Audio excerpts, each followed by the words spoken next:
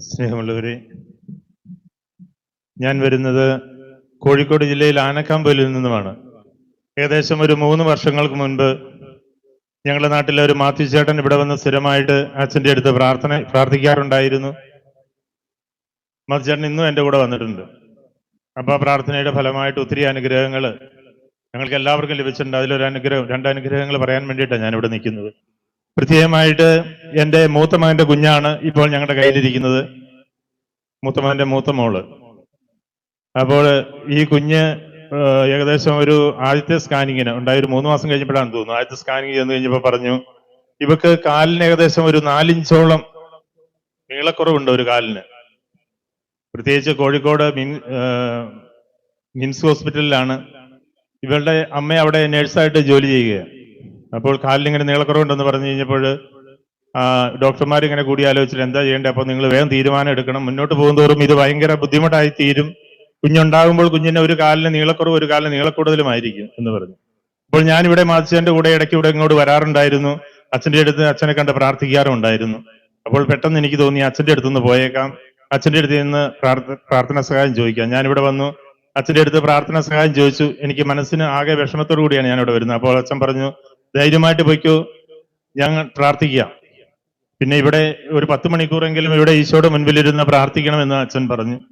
10 മണിക്കൂർ ഇരുന്നില്ലെങ്കിൽ ഞങ്ങൾ കുറെ ദൂരെ ആയതുകൊണ്ട് ഏകദേശം ഒരു 150 കിലോമീറ്റർ ഉണ്ട്. ഒരു 3-4-5 മണിക്കൂറൊക്കെ ഇരുന്നിട്ട് ഞങ്ങൾ തിരിച്ചുപോയി. പിന്നീട് 2ാമത്തെ സ്കാനിങ് വന്നപ്പോൾ വീണ്ടും ആ കാലിന് നീളമൊന്നും കൂടുതലൊന്നും വെച്ചിട്ടൊന്നുമില്ല, പഴയതുപോലെ തന്നെ. അപ്പോൾ ഞങ്ങൾ പ്രാർത്ഥനയിലായിരുന്നു. ഇവര് അമ്മയും അപ്പനും ആകെ ടയേർഡായി. ഞാൻ പ്രാർത്ഥന തുടർന്നുകൊണ്ടിരുന്നു. ഞാൻ പ്രാർത്ഥിച്ചുകൊണ്ടിരുന്നു, എൻ്റെ കർത്താവേ, ഈ കുഞ്ഞിനെ ഒരിക്കലും നശിപ്പിച്ച് കളയുവാൻ ഇടയാകരുത്, അത് വളരണം, അത് വളർന്ന് ഈ സമൂഹത്തിന് അനുഗ്രഹമായി മാറണം. ഞാൻ പ്രാർത്ഥിച്ചുകൊണ്ടിരുന്നു. അച്ഛൻ്റെ പ്രാർത്ഥനയുടെ ഫലവും ഞങ്ങളുടെ പ്രാർത്ഥനയുടെ ഫലവും ഒക്കെ ആയിട്ട് 9 മാസം 9 ദിവസമായപ്പോൾ ഓപ്പറേഷൻ ചെയ്ത് ഈ കുഞ്ഞിനെ ഫെബ്രുവരി 1-ാം തീയതി, അതായത് ഫെബ്രുവരി 1-ാം തീയതിയാണ് ഇവളുണ്ടാകുന്നത്. ഇവളുണ്ടായി കഴിഞ്ഞപ്പോഴും തദൈവ അതുപോലെ തന്നെ കാലിരിക്കുന്നു. കാലിന് വലിയ മാറ്റമൊന്നും സംഭവിച്ചിട്ടില്ല, ഒരു ശകലം നീളം കൂടുതൽ. അങ്ങനെ വളർന്നുകൊണ്ടിരുന്നു, പ്രാർത്ഥിച്ചുകൊണ്ടിരുന്നു. പ്രാർത്ഥനയിലൊട്ടും കുറവൊന്നുമില്ല. പ്രാർത്ഥിച്ചുകൊണ്ടിരുന്നപ്പോൾ പെട്ടെന്ന് കർത്താവ് പറഞ്ഞു, നിങ്ങൾ എൻ്റെ കൂടെ ആകുമ്പോൾ ഞാൻ നിങ്ങളോട് കൂടെ ആയിരിക്കും. അപ്പോൾ അതിങ്ങനെ എപ്പോഴും എൻ്റെ മനസ്സിലിങ്ങനെ തോന്നി, കർത്താവിനോട് കൂടെ ആയിരിക്കുക.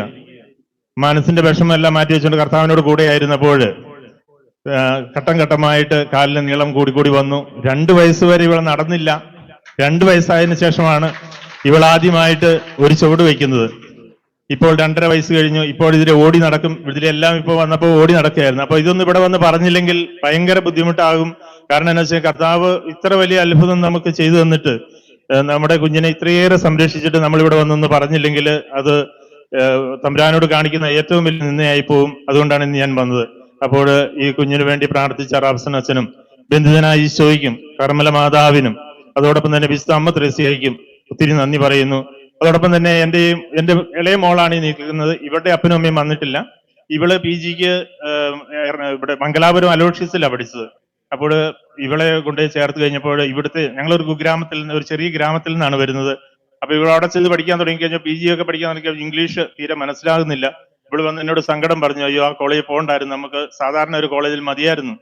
പക്ഷെ ഞാൻ പറഞ്ഞു ധൈര്യമായിട്ടിരുന്നു. അങ്ങനെ ഞാൻ ഇവളെയും കൂട്ടി അച്ഛൻ്റെ അടുത്ത് ഒരു പ്രാവശ്യം വന്നു കഴിഞ്ഞപ്പോൾ അച്ഛൻ പറഞ്ഞു, നീ ധൈര്യമായിട്ടിരുന്നു, നീ നല്ല മാർക്കോടുകൂടി പാസ്സാവും. അച്ഛൻ പറഞ്ഞ ആ വാക്ക് ഒത്തിരി അനർത്ഥം. കാരണം എന്താണെന്ന് വെച്ച് കഴിഞ്ഞിട്ടുണ്ടെങ്കിൽ ഏറ്റവും നല്ല മാർക്കോടുകൂടി ഫുൾ A ഗ്രേഡോടുകൂടി പാസ്സായി അവള് കഴിഞ്ഞ വർഷം PG പാസ്സായി. തമ്പുരാന് നന്ദി പറയുന്നു.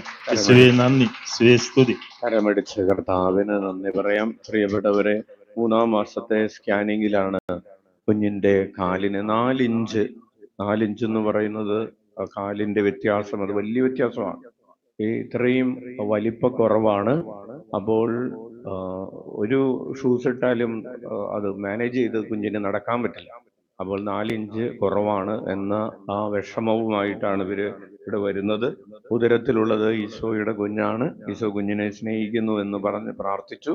5-ാം മാസത്തെ സ്കാൻ ചെയ്തപ്പോഴും 7-ാം മാസത്തെ സ്കാൻ ചെയ്തപ്പോഴും കുഞ്ഞ് ജനിച്ചപ്പോഴും ഒന്നും ആ വലിയ വ്യത്യാസം വന്നിട്ടില്ല. കുറച്ച് വ്യത്യാസം, 4 ഇഞ്ച് എന്നുള്ളത് ഒരു 3 ഇഞ്ചൊക്കെ ആയിട്ട് കുറഞ്ഞിട്ടുണ്ടായിരുന്നു. പക്ഷേ കുഞ്ഞ് വളർന്ന് ഇപ്പോൾ 2.5 വയസ്സായപ്പോഴേക്കും ആ കാലിന്റെ നീട്ടക്കുറവുണ്ടായിരുന്നത്, ജനിച്ചപ്പോൾ പോലും ഉണ്ടായിരുന്നത്, അത് മാറി hallelujah, hallelujah.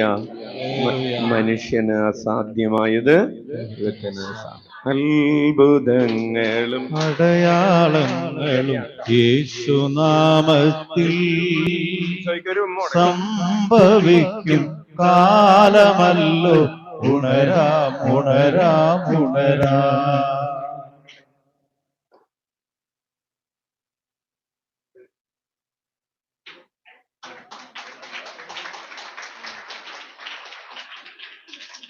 Praise the Lord.